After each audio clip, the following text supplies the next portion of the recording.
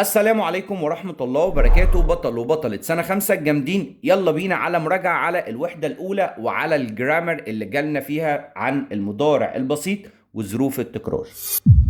هنا السؤال بيقولي I always go to school on Fridays. أنا دايما بروح المدرسة أيام الجمعة. بالله عليك ينفع إن أنا أروح يوم الجمعة؟ لا، أنا عايز أقول له أنا مش بروح. always دي دايما. طب أبدا مفيش، هي never. هقول له I never، يعني بنفي بنيفر. snakes التعابين always are dangerous، دايما خطرين. يا مستر انت كنت قايل لنا في الاغنيه ظرف التكرار قبل الفعل وبعد ام واز وار. ادي ار، المفروض بعد ار، يعني هعمل ايه؟ هعكسها، هتبقى ار always. I always watch TV، انا دايما بتفرج على التلفزيون. طب ايه المشكله؟ كمل الجمله يا بطل.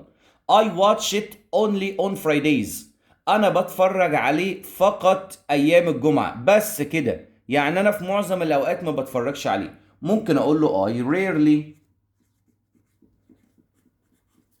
rarely يعني ايه يا مستر؟ يعني نادرا، انا بتفرج عليه يوم الجمعه بس. I sleep usually early، يعني انا عاده ما بنام مبكرا.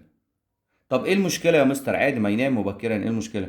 بص احنا قلنا ايه؟ ارجع للاغنيه يا بطل. ظرف التكرار قبل الفعل، ادي ظرف التكرار اهو، ده جاي بعد الفعل، المفروض يبقى قبل الفعل. يعني هعكس يا مستر، هعكس يا مستر، هتبقى usually sleep. He doesn't likes pizza، هو مش بيحب البيتزا. طب ازاي يا مستر؟ ما he doesn't عادي، يعني ايه المشكله في الموضوع؟ doesn't و don't بيجي بعديهم الفعل في المصدر، اوعى تنسى النقطه دي. يبقى don't والمصدر و doesn't والمصدر، هتبقى like، هنشيل الاس منها خالص. Does you play sports every day؟ هل انت بتلعب رياضات كل يوم؟ وقال لي yes I do. لا yes I do يبقى بسأل بدو. وكمان حاجة تانية، حتى لو ما كتبليش yes I do، هي يو بتاخد does اصلا؟ لا طبعا يا مستر، هتبقى do. She never play tennis، هي مش بتلعب تنس. طب يا مستر بقى ظرف التكرار قبل الفعل، ما هو جاي قبل الفعل اهو. ايه المشكلة؟ المشكلة ان she مفرد، والمفرد بيحب الاس، المفروض هتبقى she never plays، هضيف لها اس. واحد هيقول لي طب ما انت قلت لي doesn't والمصدر يا مستر. مش doesn't بتخلي المصدر؟ طب ما هي never دي نفي برضه، ما بتخليش مصدر ليه؟ لا، ظرف التكرار ما بيغيرش في الفعل خالص. I never walk to school، انا مش بتمشى للمدرسه، ما باخدهاش مشي. I always go there on foot، انا بروح دايما على الاقدام، سيرا على الاقدام. يبقى ده never؟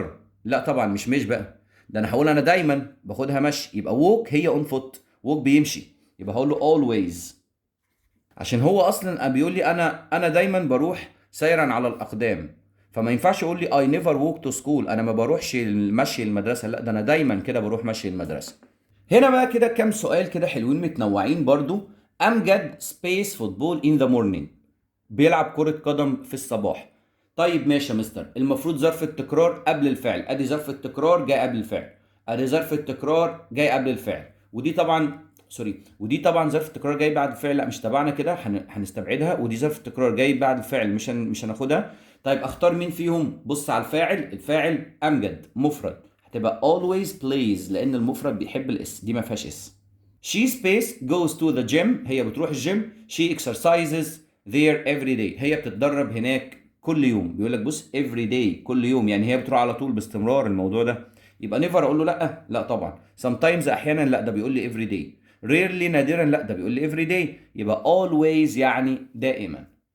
ادم usually is helpful at home، اللي هو ادم ده متعاون جدا في البيت، جدع يا ادم. طيب هنا ظرف التكرار قبل الفعل وبعد ام واز وار، ادي از، المفروض ظرف التكرار جاي هنا، طب المفروض از usually. طب اعمل ايه؟ اعكس، هتبقى is usually. She always eat healthy food، هي دايما بتاكل طعام صحي. طب ما هو مستر معلش، يعني ما هو ظرف التكرار اهو جاي قبل الفعل. ايه المشكلة؟ المشكلة شبه السؤال اللي هو كان بتاع نيفر لما قلت لك. بص على الفاعل، الفاعل شي. طيب هنا شي مفرد، المفرد بياخد مصدر؟ لا، المفرد بيحب الاس، هتبقى always eats. خد بالك من التركات دي لان السؤال ده تريكي شوية.